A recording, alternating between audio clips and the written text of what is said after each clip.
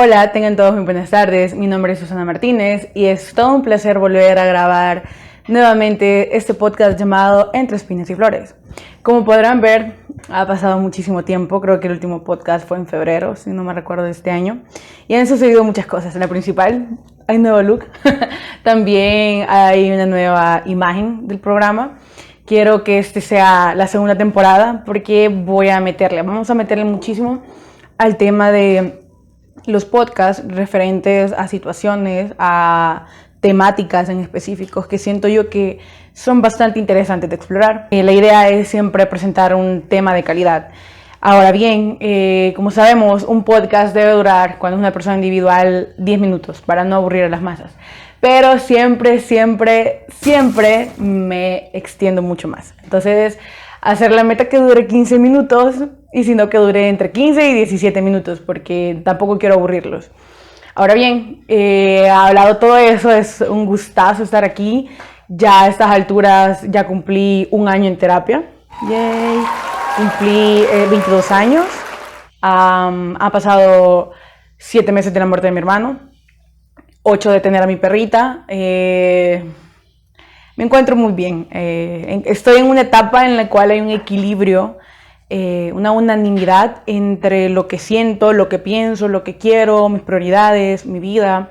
Recapitulando un poco, recordarán que en un principio, cuando iniciaba esos podcasts, era para hablar acerca de mi situación, las cosas que habían pasado en mi vida y cómo esto me afectaba y afectaba a mi familia, a mis hermanos, a mi madre, a mi padre, a mis tías, a mis abuelos, y cómo eso sobre todo repercutía en mi persona.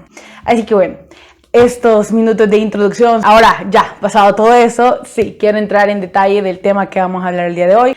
¿Qué quiero hablar el día de hoy? Casualmente en una materia estoy llevando un programa de intervención respecto a un tema en específico. Hay 3 trastornos, 3 grupos de trastornos conocidos en la actualidad como de los más recurrentes, más demandantes en terapia psicológica. Están los trastornos del estado de ánimo, de personalidad, y están los trastornos de ansiedad. Por ende, a mí me tocó ver los trastornos del estado de ánimo. Uno de los que más me ha interesado hoy en día es la distimia y es la tristeza prolongada por mucho tiempo. Pero me llamó mucho la atención un trastorno en específico y este era el trastorno depresivo mayor por abuso de sustancias o medicamentos.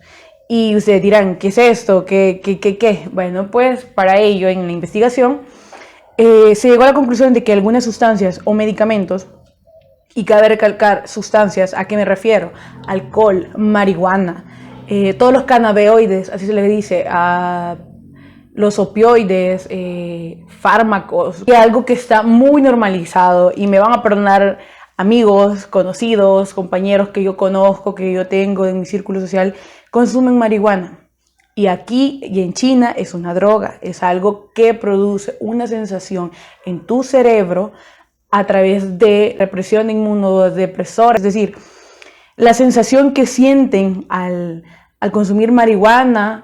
¿Por qué? Porque no pueden lidiar con su realidad, porque no pueden gestionar de una forma más asertiva el estrés, porque no pueden con la ansiedad, porque no pueden con el insomnio, recurren a esta droga que es la marihuana, que claro, que tiene su lado positivo y su lado negativo, pero ¿por qué los jóvenes entre 14, 13, 15 años consumen esto ya hoy en día? Una de las particularidades de mi trabajo fue de donde me basé en la investigación.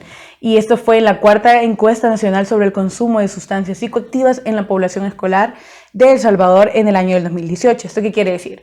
Que en esa época el gobierno de El Salvador, el Ministerio de Salud de forma específica, realizó una investigación en centros escolares del índole público y se hizo como una encuesta en la cual pudimos graficar cuál era la cantidad del consumo de las personas.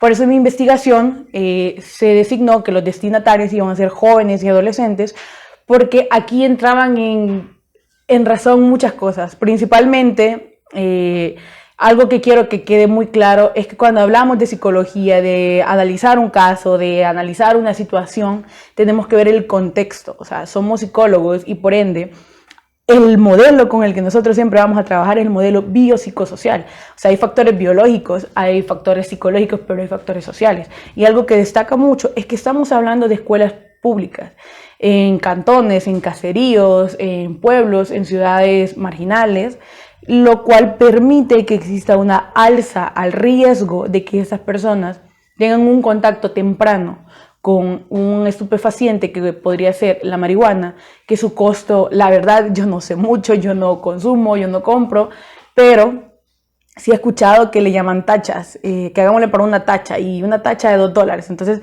estamos diciendo que pueden consumir una droga por $1 o $2, que les produce una sensación de relajarse, de adormitarse, de sentirse mareados o inclusive esa relajación que sienten es cuando está haciendo falta oxígeno en su cerebro, por tan solo $1 o $2. ¿Y quién lo vende? El de la esquina, el de la colonia. ¿Por qué? Y así se lo digo, porque yo, bueno, es una experiencia completamente aparte. Yo salí con una persona, un mexicano, que estaba aquí en El Salvador. Fue muy corto el tiempo, unas partecitas. Y, o sea, una de las primeras cosas que él quería conseguir marihuana. ¿Dónde podía comprar marihuana? Él quería marihuana, ribotril, heroína. Él consume mucho a eso allá en México. ¿Por qué aquí era difícil para él conseguirlo? Porque él no estaba en su zona de confort, no podía llegar a una marginal como es la Tutu, que es un lugar donde uno puede comprar una cantidad de drogas exagerada, así como si nada, porque no tiene esos contactos. Entonces, bien, ¿por qué los jóvenes entre estas edades son población en riesgo? La tan famosa llamada población en riesgo. Porque su situación social los hace vulnerables. Es decir, son personas que viven en una colonia sobrepoblada, donde hay quizás alrededor de unas 25 a 40 familias, casas de fósforo, porque son pequeñas y están unidas unas con otras. Entonces vos sabés que el hijo de la fulanita anda con los chicos malos y puedes conseguir marihuana de ahí. Porque ellos, si tú les compras, no tienen problema contigo. Les consumes, ¿por qué se van a enojar? O sea, el dinero que les está dando a ellos. Ahora bien, ¿por qué estas poblaciones suelen ser las más vulnerables? Porque aquí viene un poco el tema social nuevamente, no solo del contexto en el que viven y se desarrollan, sino también en las familias, en la estructura familiar en la cual están envueltas. Muchas de estas personas, muchos de estos jóvenes son personas que viven o solo con uno de sus padres, donde hay un padre periférico en muchos casos, o en el sentido de que han sido abandonados y son criados por tías, por abuelos, por primos, o viven en una casa aglomerada, donde no hay una forma en la que se centren en un solo individuo, porque hay demasiadas personas, hay una alta demanda de apoyo, de necesidades, de bocas que alimentar. Entonces todo esto va sumando, es decir, estas personas tienen el mayor riesgo por el contexto en el que se desarrollan, por la zona en la que viven, por las personas con las que frecuentan y porque sus familias tienen una clase de disfuncionalidad que no les permite recrearse de una manera asertiva, que no sea a través del uso de alcohol, de drogas, de estupefacientes.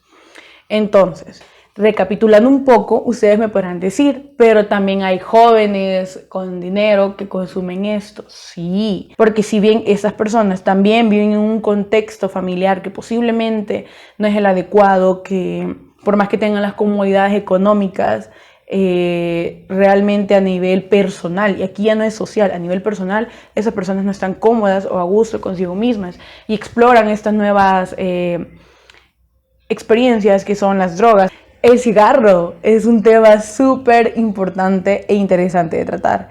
El cigarrillo, en la edad de los 11, 12, 13 años, fácilmente se vuelve una adicción que cuesta que estas personas se las puedan quitar de grandes. ¿Por qué? Porque tiene nicotina, un ingrediente que lo vuelve una sustancia psicoactiva que produce adicción. Luego estos pasan, van creciendo, van en aumento, que eso es lo que yo quiero llegar.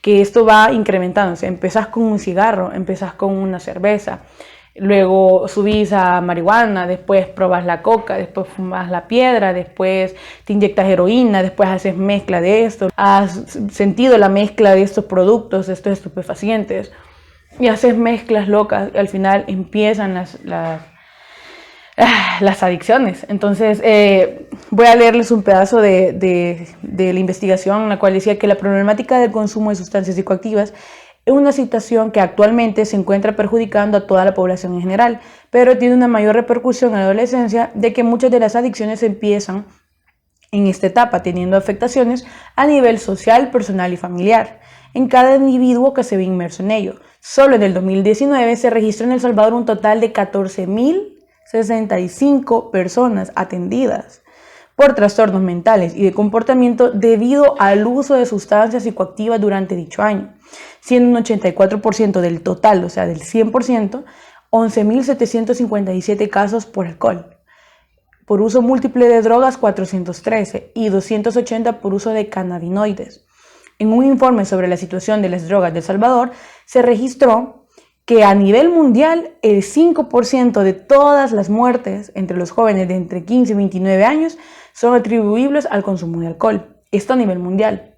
A nivel de Europa, aproximadamente 1 de cada 4 personas se inyectan drogas con menos de 20 años.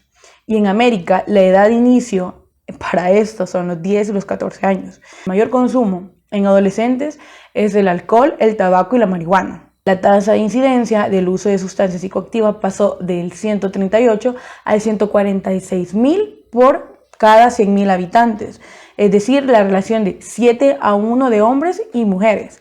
Es por ello que el diseño de este programa está enfocado en jóvenes de entre la adolescencia y la preadolescencia, por ser una población en riesgo por motivo de las sustancias psicosociales a las que se ven expuestos por la realidad nacional, en la que se vive como la desigualdad, la pobreza, la falta de oportunidades y la alta tasa de crímenes.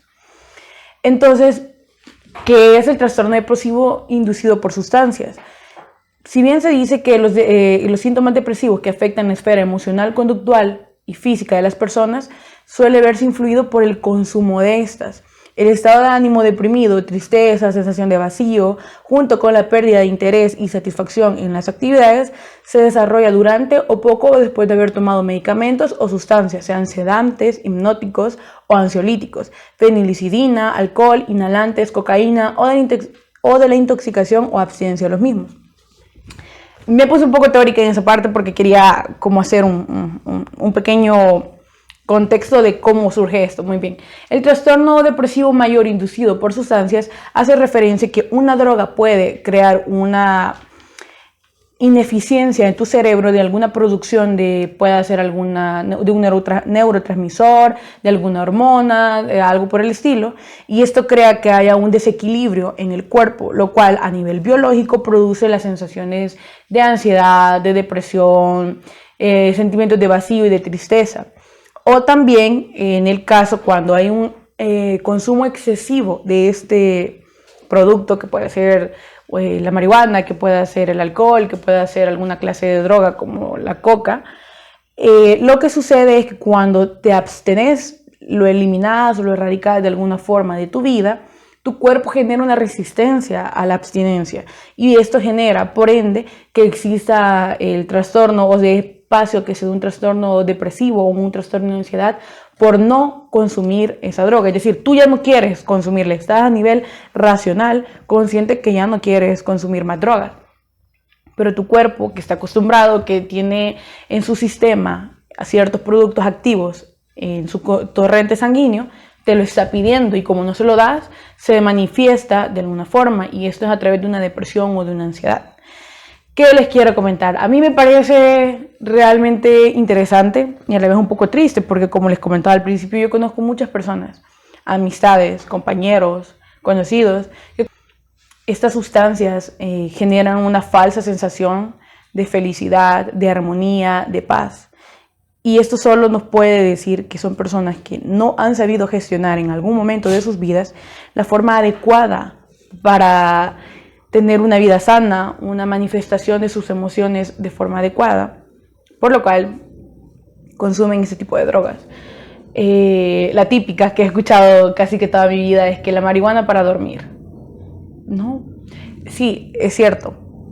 Yo soy una persona que toma medicamentos para dormir, pero porque no hace, primero, no de una manera que yo le diga, puta, que si no tomo eso me muero. No, es porque tengo una deficiencia, hay una parte de mi cerebro que produce adrenalina o noradrenalina, si no me recuerdo, en exceso. Entonces esto me ayuda a regularlo para que yo pueda dormir. Entonces a lo que quiero llegar es, no pueden decir que la marihuana les sirve para relajarse, que les sirve para dormir, porque al final solo les da una falsa sensación de paz, una falsa sensación de relajarse.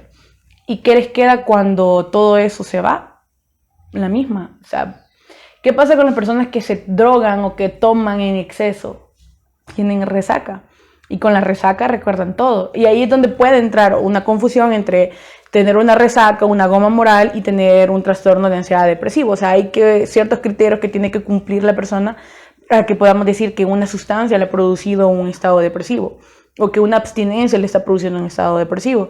Sin embargo, sí existe el hecho de que después de ponerse una pedera, ponerse una, perdón la palabra, una verguera, o sea, embriagarse a lo loco, al día siguiente, si no siguen consumiendo, su cuerpo va a generar algo llamado abstinencia. ¿Y qué es lo que va a dar? Van a estar deshidratados y por ende van a tener la famosa resaca. Y esto puede que los haga sentir mal a niveles cognitivos, a niveles fisiológicos. Está el famoso meme de que uno aprecia la vida cuando está temblando de goma. Porque decís, ya no vuelvo a tomar, ya no tomo en exceso, voy a dejar esto y esto. Y ahí es donde yo les digo, ¿qué es lo que realmente tapa el consumir estas drogas? ¿Qué es lo que tapa? O sea, para mí lo importante de esta investigación fue comprender una cosa. Muchos de estos jóvenes, sean jóvenes con dinero, jóvenes pobres, jóvenes con padres, jóvenes huérfanos, son personas que están queriendo tapar algo de sus vidas a través del uso de estas sustancias. ¿Y cuál es el deber del psicólogo o de mi persona o de cualquier ser humano empático en este mundo? Ayudar y comprender a estas personas, entender por qué lo hacen y sobre todo ayudarles a que ellos entiendan por sí mismos por qué están haciendo este tipo de cosas. Porque el problema es más grande. ¿Por qué consumen estas cosas? Por algo mucho más fuerte, más grande y mucho más específico. Creo que, como les comento, no puedo hablar, no debería hablar más, porque pues solo soy yo en el programa. Entonces, mientras no exista una interacción con otro individuo, les ha de parecer muy aburrido estarme solo viendo. Así que eso sería todo por el día de hoy. Quería comentarles esta incidencia, esto que está sucediendo y en conclusión, la razón siempre es que hay un trasfondo más grande de lo que nosotros creemos. Una persona que tiene un problema de consumo de años, de eso lo digo y lo comparto por ustedes, siempre que hay una adicción es porque hay un trastorno base para esa adicción. Es decir, si tengo una mala relación con mi padre, un duelo no resuelto, una mala relación con mis progenitores en este caso, y no he sabido gestionarlo de una manera asertiva, voy a buscar un mecanismo para zafarme de esa situación. ¿Y qué es ese mecanismo? Es la calle, es las drogas, es la marihuana, es el alcohol, es los cigarros, es la cocaína, es la heroína, es el uso de estupefacientes o sustancias psicoactivas que producen una falsa sensación de paz y tranquilidad. Les invito, amigos, de que si ustedes consumen por la sana idea de esparcirse, chévere, pero si lo hacen porque hay algo que los hace sentir mal en sus vidas, que hay algo que no les permite ser feliz a totalidad, que sienten que hay algo triste, negativo o no resuelto en sus vidas, hagan una introspección sobre qué están haciendo, por qué lo están haciendo y si hay una solución más viable. Ya todo por el día de hoy. Qué chévere volver a estar grabando, qué chévere estar de nuevo otra vez creando contenido y espero que pues sea algo más recurrente, esta vez no solo palabras, sino que realmente cumplirlo. Y espero la próxima semana poder hablar de un tema súper interesante que es las personas orbitantes. Todos en algún momento de nuestras vidas hemos sido personas orbitantes en la vida de otros. Y nada, pues solo darles las gracias y desearles un feliz viernes. Espero les haya gustado este podcast como a mí me gustó grabarlo. Gracias y feliz tarde.